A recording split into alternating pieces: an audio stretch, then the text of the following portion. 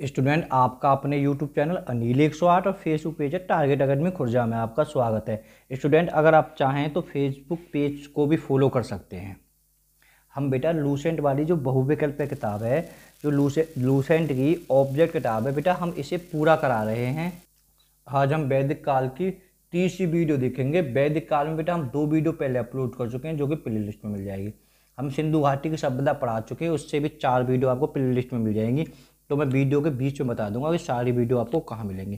बेटा कि लूसेंट वाली किताब एकदम रामबाण है, ठीक है, एकदम टारगेट कह सकते हैं। एक साथ ही कोई भी एग्जाम हो दुनिया का, एसएससी में कोई भी हो, रेलवे में, पुलिस में, बैंकिंग में, सी चैट, यू टैप, ठीक है, सीजीएल, यूपीएससी, पीसीएस, सबके लिए बेटा कि बहुत ही इंपॉर्टेंट किताब है।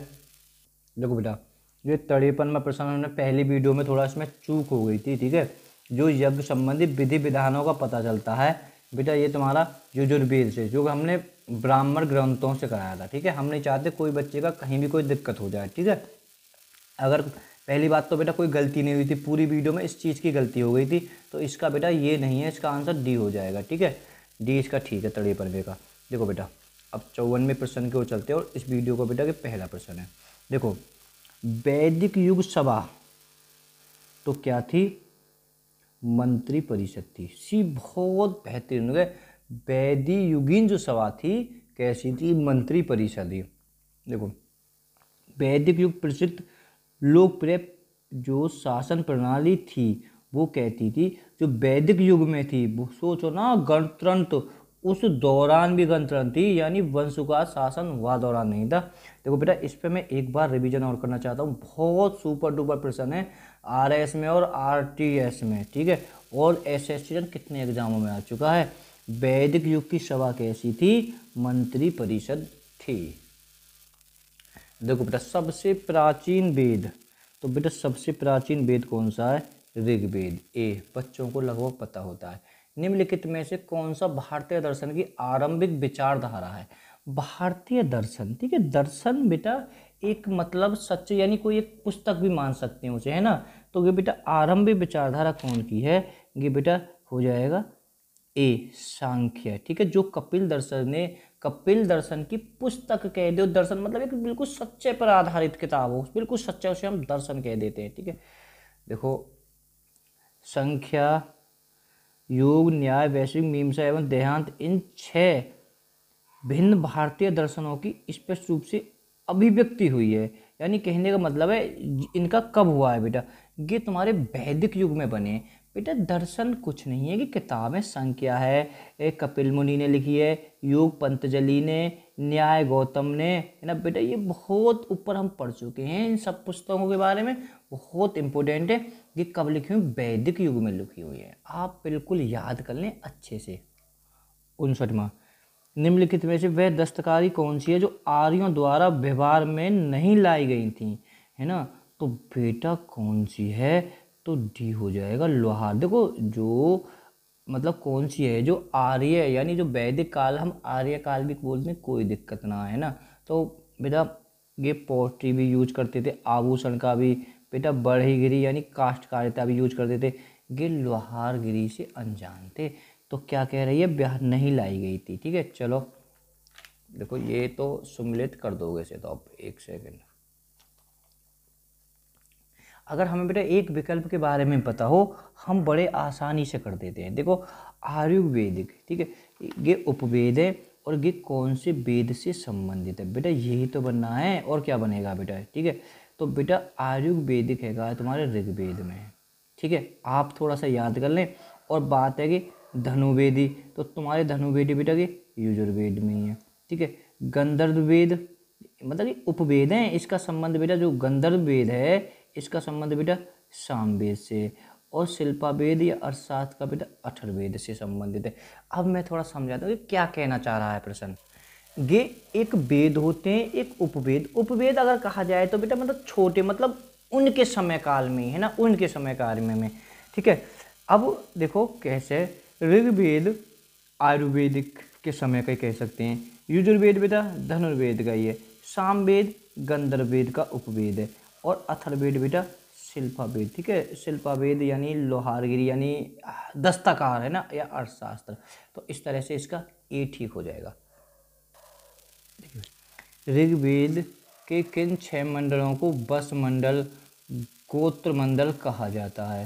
देखो बहुत जबरदस्त। ऋग्वेद के 6 मंडलों को बस मंडल, गोमंत्र कहा जाता है। ए इसका ठीक हो जाएगा, 2 मंडल व 60वें मंडल तक, ठीक है। किस वेद में जादुई माया वशीकरण का वर्णन है?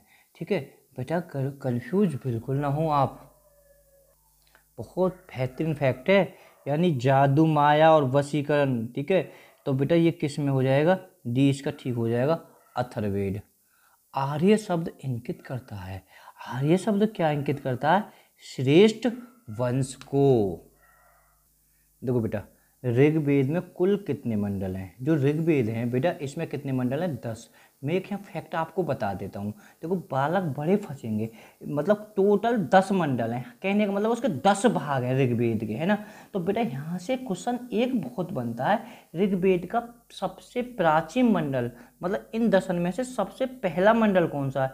तो बालक बड़े, इसमें बच्चे बड़े कंफ्यूज हो जाएंगे, कौन सा मंडल है? दूसरा व, देखो ध्यान रखना, 7वां। मैं थोड़ा सा लिख दूँ, दूसरा व 7वां। याद करना, सबसे पहला, सबसे प्राचीन मंडल कौन सा है? दूसरा और 5वां। अगर बेटा मैं ये कहूँ इसमें सबसे बाद वाले यानी सबसे अंत में, या कह सकते हैं या नवीन मंडल कौन सा है? ठीक है, सबसे नवीन मंडल। तो बेटा देखो कोई सोचेगा नहीं, पहला यानी पहला जो मंडल है बाद में जोड़ा था, पहला और 10वां। एक बार और कराता हूँ, सबसे प्राचीन, है ना। अगर कोई मुझे बोलने में गलती हो गई हो तो अब मैं इसे ध्यान से सुनना, सब यहाँ पे जोड़ दे रहा हूँ तो कोई बात होगी बेटा इस प्रश्न में। ऋग्वेद में कितने मंडल हैं? 10 मंडल हैं। सबसे प्राचीन या सबसे पहला मंडल कौन सा था? ठीक है, 2 और 7वां, दूसरा और 7वां, ठीक है। सबसे नवीन मंडल जो सबसे बाद में बना, सबसे नवीन का मतलब है, ठीक है। तो बेटा कौन सा है? ऐसा याद कर लीजिए, प्राचीन सबसे पहले तो ये दोनों हैं, दूसरा और 7वां, और सबसे नवीन 1 और 10वां, ठीक है। आर्य सम्मतय कहाँ से आए? जो आर्य बेटा सम्मतय कहाँ से आए? तो मध्य एशिया, 20 का ठीक हो जाएगा। देखो बेटा यहाँ 66वां भी बड़ा जोर का प्रश्न है। देखो कौन सा गद्य रूप में रचित है, या गद्य या पद्य रूप में, है ना। तो गद्य या पद्य रूप में कौन सा रचित है? 20 का ठीक है, यजुर्वेद। एक और मैं फैक्ट बता देता हूँ, वैसे आपने पढ़ा हुआ होगा, वेद कितने हैं? 4, ठीक है। 5वां वेद बेटा किसे माना गया है? ये क्वेश्चन भी बहुत एग्जाम में बन चुका है। तो बेटा 5वां या पंचम वेद माना जाता है इतिहास तथा पुराणों को।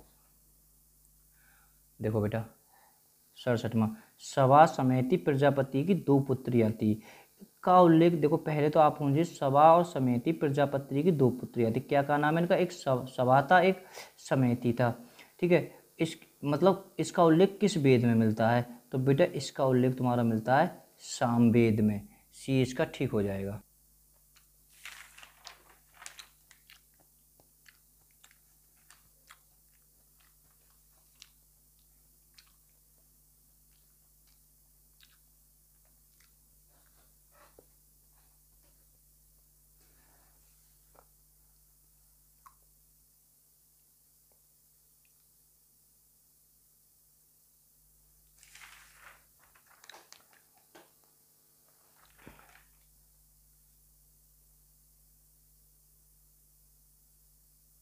देखो बेटा हम तो भूल गए, सुमिलित कीजिए बेटा। देखो शिक्षा किस में है बेटा? धवनी शास्त्र में। कल्पसूत्र कर्मकांड, ठीक है। तो इस तरह से क्षेत्र का बेटा ए आपका ठीक हो जाएगा बिल्कुल, ठीक है। तो आप इसे मैच कर लेना। देखो बेटा अष्टाध्यायी की रचनाकार कौन थी? अगर हम कह सकते हैं सबसे पहली व्याकरण पुस्तक कौन सी थी? अष्टाध्यायी थी। और बेटा इसकी रचना कौन ने करी थी? पाणिनि ने। आप अच्छे से याद कर लेना, सबसे प्राचीनतम अष्टाध्यायी और रचना यहाँ की पाणिनि ने करी। निम्न में से कौन सा स्मृति प्राचीनतम है?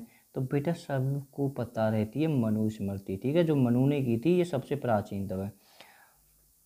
आदि काव्यों की संख्या किसे दी जाती है? आदि काव्यों की संख्या बेटा किसे दी जाती है?